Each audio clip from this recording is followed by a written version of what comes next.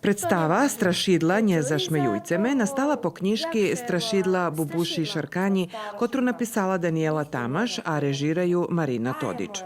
Tota книжка буде видата того року, і вона мені дала тот текст.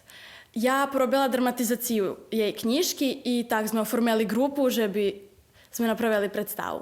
Kiedy sme počali našu probi u novembru, mi perše počali s baviskami, nie zo zglumu, nego s baviskami, ktorí dobri za tím, za tímsku robotu i že bi вони були slobodni jedni medzi drugima. Takže to veľa pomohlo, ja думам. Teraz to naša režiserka, вона to je перша представа і неї се ще барс труді. І думам, že je to jakoś uspelo і неї се задовольні smo s njim. Scenografiju nam robja osobi z autizmom z njegovого prebuvanja u školi Milan Petrović z Novog Sadu, za Daniela Tamaš i robi, takže ona zima porihtala platna i već sam Daniela Tamaš namaljovala to ti pričini o ktorima še u predstavi i robi. Predstava Strašidla nje zašmejujce me, skore jak co bude predstavena publiki na dramskim memorialu Petra Rizniča Đađi, bude vyvedzena u Kocure pred domašnju publiku.